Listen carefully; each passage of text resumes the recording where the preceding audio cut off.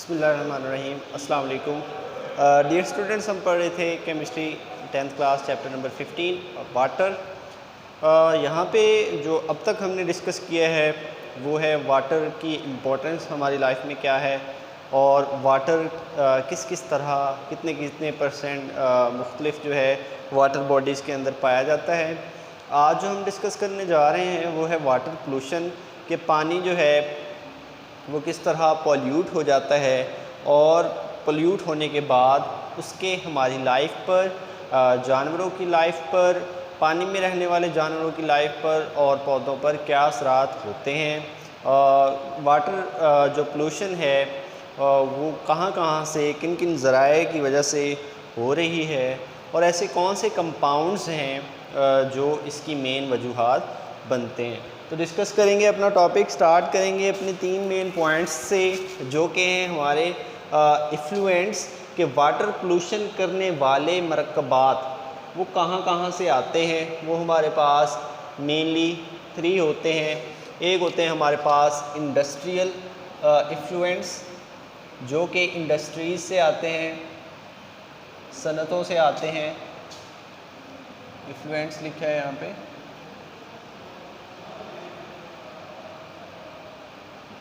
जी, industrial effluents हैं हमारे पास। उसके बाद दूसरे नंबर पे हमारे पास हैं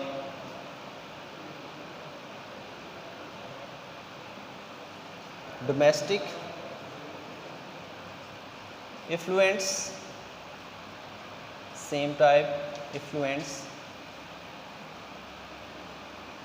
और नंबर 3 पे हमारे पास हैं जी एग्रीकल्चर इफ्लुएंट्स, एग्रीकल्चरल इफ्लुएंट्स। जी, 3 तरह के हमारे पास इफ्लुएंट्स हैं, 3 तरह के मरकबात हैं जो निकलते हैं और वाटर पोल्यूशन का सबब बनते हैं। कौन कौन से हैं? इंडस्ट्रियल हैं, डोमेस्टिक हैं और हमारे पास एग्रीकल्चर इफ्लुएंट्स हैं। इंडस्ट्रियल इफ्लुएंट्स में हमारे पास क्या आता है जी कि जब इंडस्ट्रीज़ के अंदर हाई टेम्परेचर पे मुख्तलिफ़ चीज़ों को जलाया जाए, पिघलाया जाए और मुख्तलिफ़ केमिकल रिएक्शंस करवाए जाएँ, वहाँ से हमारे पास मुख्तलिफ़ गैसें निकलती हैं। गैसें हमने पहले भी पढ़ी हैं, कौन कौन सी हैं।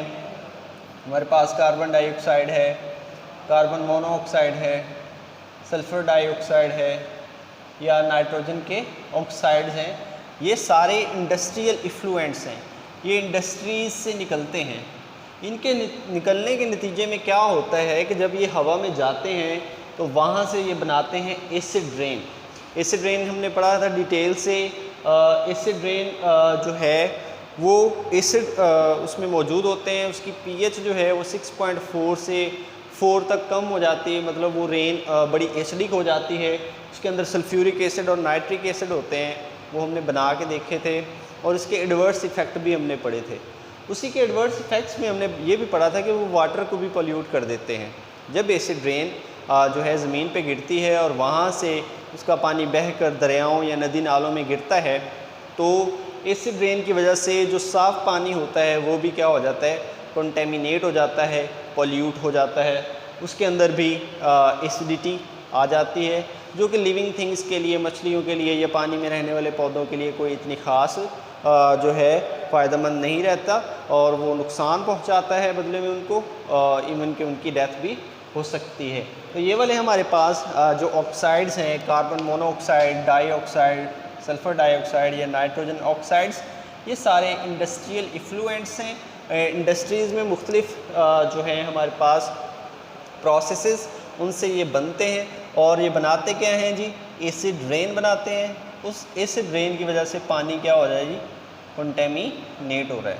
एसिड रेन बनाते हैं और उस एसिड रेन में हमारे पास आपको पता है 2 एसिड होते हैं, H2SO4 और HNO3। तो इन एसिड्स की वजह से, इन गैसेस की वजह से जो है पानी वो क्या हो रहा है जी, कंटेमिनेट हो रहा है ड्यू टू इंडस्ट्रियल इफ्लुएंस। अब आगे अगली बात है जी डोमेस्टिक इफ्लुएंस। डोमेस्टिक इफ्लुएंस कौन से हैं? ये वो वाले हैं जो हम घरों में चीज़ें इस्तेमाल करते हैं, उनके नतीजे में जो वेस्ट मटेरियल्स होते हैं वो वाले होते हैं हमारे डोमेस्टिक इफ्लुएंट्स। वो वेस्ट मटेरियल जो हैं वो केमिकल कंपाउंड अगर होंगे और पानी में शामिल हो जाएंगे तो वो बहुत ज़्यादा ख़तरनाक साबित हो सकते हैं। जब वो पानी के अंदर शामिल होते हैं तो वो नॉन बायोडिग्रेडेबल होते हैं, वो डिग्रेड तो होते नहीं हैं। उससे क्या होता है जी, वो पानी में ज़्यादा अरसे तक रहते हैं। जितने ज़्यादा अरसे तक वो पानी में रहेंगे, उस पानी को इस्तेमाल करने वाले जो जानवर हैं या इंसान हैं वो ज़्यादा होंगे और ज़्यादा नुकसान पहुँचेगा। और जैसे ही पानी के अंदर ये डोमेस्टिक इफ्लुएंट्स रहते हैं तो पानी के अंदर अलजी की ग्रोथ ज़्यादा होती जाती है। अलजी की जब ग्रोथ होगी और जब अलजी डिकम्पोज़ होगा तो वो पानी की ऑक्सीजन जो है उसको लेकर या उसे कम कर देगा। ऑक्सीजन में पानी में ऑक्सीजन की कमी हो जाएगी, जिसकी वजह से मछलियों की डेथ होना शुरू हो जाएगी। तो डोमेस्टिक इफ्लुएंट्स हमारे पास कौन से हैं? हमारे पास हैं जी सोप जो होता है या डिटर्जेंट्स, ये वाले होते हैं हमारे पास डोमेस्टिक इफ्लुएंट्स, सोप्स और डिटर्जेंट्स। ये डिटर्जेंट्स जब पानी में जाते हैं और पानी में काफ़ी अरसे तक रहते हैं तो इन डिटर्जेंट से क्या होता है जी, अलजी ग्रोथ पाती है। अब वो वाली अलजी क्या करती है जी, वो पानी की सतह के ऊपर रहेगी, काफ़ी अरसे तक वहाँ पे मौजूद रहेगी। उसके मौजूद रहने से और जब उसकी डेथ होगी, वो डिकम्पोज होना शुरू होगी तो क्या करेगी जी, वो पानी की सतह से ऑक्सीजन लेकर डिकम्पोज होगी। तो डिकम्पोजिशन के दौरान वो ऑक्सीजन पानी से लेती है, तो पानी के अंदर जो ऑक्सीजन है जिसकी नॉर्मल मिकदार जो सांस लेने के लिए मछलियों की ज़रूरी होती है वो कम हो जाती है, जिससे नीचे वाली मछलियाँ जो हैं या पौधे जो हैं उनके डेथ होने के चांसेस बढ़ जाते हैं। उसके बाद अगली बात है जी एग्रीकल्चर इफ्लुएंट्स। एग्रीकल्चर इफ्लुएंट्स जो हैं जो हम ज़राअत के अंदर मुख्तलिफ़ केमिकल कंपाउंड्स हम इस्तेमाल करते हैं वो वाले हैं। अगर आप बात करें फर्टिलाइज़र्स की, खादों की, तो हम वो इस्तेमाल करते हैं। उसके बाद हम पेस्टिसाइड्स इस्तेमाल करते हैं, जो कीड़े मकोड़ों को मारने वाली अद्वियात स्प्रे वगैरह होते हैं। और हम इंसेक्टिसाइड या हर्बिसाइड्स वहाँ पे जड़ी बूटियों को ख़त्म करने के लिए कुछ केमिकल कंपाउंड्स इस्तेमाल करते हैं। वो सारे हमारे पास एग्रीकल्चर जो इफ्लुएंट्स हैं वो वाले होते हैं और उनके भी बड़े एडवर्स इफ़ेक्ट्स हैं लैंड के ऊपर भी और वाटर पोल्यूशन कॉज करने के लिए भी। जैसे ये एग्रीकल्चर इफ्लुएंट्स जो हैं ये असिमिलेट होकर नीचे जाते हैं, जज़ब होकर नीचे जाते हैं, जो खाद जो आपने हर्बिसाइड या पेस्टिसाइड या इंसेक्टिसाइड जो भी आपने डाला है अपनी फसल के ऊपर, उससे दो तरह के नुकसान होते हैं। एक तो ये नुकसान है कि जब आप वो ऊपर डालते हैं ज़मीन के ऊपर तो वो जज़ब होकर नीचे जाएगा, ग्राउंड वाटर के अंदर वो फर्टिलाइजर्स के जो केमिकल कंपाउंड्स होंगे वो वहाँ पे मौजूद रहेंगे, तो ग्राउंड वाटर जो है वो कंटेमिनेट हो जाएगा, ज़मीन के ज़ेर ज़मीन पानी जो है वो आलूदा हो जाएगा। और अगर ये बहकर जो है जाएंगे दरियाओं या समंदरों में गिरेंगे या नदी नालों में गिरेंगे तो क्या करेंगे, वहाँ पे भी ये वाटर को कंटेमिनेट कर देंगे, उसको आलूदा कर देंगे, उसमें लंबे अरसे तक मौजूद रहेंगे, अलजी की ग्रोथ का सबब बनेंगे। और जो भी जानवर या इंसान या पौधा उसको पानी ये दिया जाएगा तो वो ये उसे एडवर्सली इफ़ेक्ट करेंगे, डिफरेंट टाइप ऑफ डिजीज़ उसमें पैदा करेंगे। तो एग्रीकल्चर इफ्लुएंट्स हैं जी हमारे पास फर्टिलाइज़र से जो है वाटर पोल्यूशन क्रिएट होती है। पेस्टिसाइड्स लिखा है आपकी बुक में, वो भी एग्रीकल्चर इफ्लुएंट्स होते हैं। इंसेक्टिसाइड्स होते हैं और हर्बिसाइड्स होते हैं। ये था हमारा टॉपिक, ये कि कौन कौन सी चीज़ें हैं जिनकी वजह से वाटर पोल्यूशन हो रही है।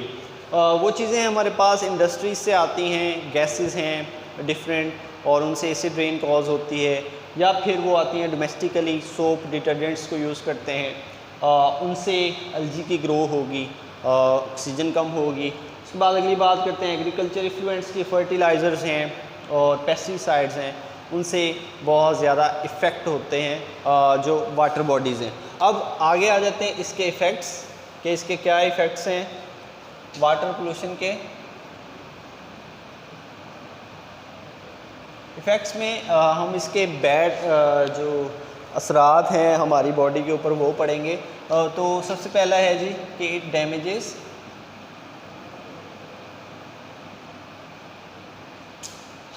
ह्यूमन हेल्थ, ये ह्यूमन हेल्थ को डैमेज करते हैं, ख़राब कर देते हैं। और उसके बाद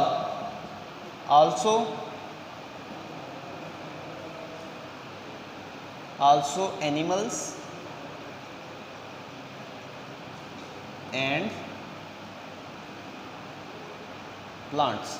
ठीक है जी, ये एक तो इंसानों की सेहत को ख़राब करते हैं और साथ ही ये जानवरों और पौधों को भी डैमेज कर देते हैं, क्योंकि पानी जो है वो एसेंशियल पार्ट है हमारी बॉडी का, किसी भी जानदार की बॉडी का एसेंशियल पार्ट है। जब पानी ही कंटेमिनेट हो जाएगा तो उसकी बॉडी के अंदर बहुत ज़्यादा कंटेमिनेशन की वजह से बहुत ज़्यादा टॉक्सिक कंपाउंड्स उसकी बॉडी में जाएंगे जो कि उसे डैमेज करेंगे, उसकी हेल्थ को डैमेज करेंगे। अगली बात क्या है कि जो वाटर जो पोल्यूट हुआ है उसको हम इस्तेमाल नहीं कर सकते, कि नॉट बी यूज्ड, उसको इस्तेमाल नहीं कर सकते फॉर क्लीनिंग, आप उसे क्लीनिंग के लिए भी इस्तेमाल नहीं कर सकते, एंड वॉशिंग। तो क्लीनिंग और वॉशिंग में भी वो जो पोल्यूटेड वाटर है आप उसको इस्तेमाल नहीं कर सकते। नंबर 4 पे इट कॉज ग्रोथ ऑफ अल्जी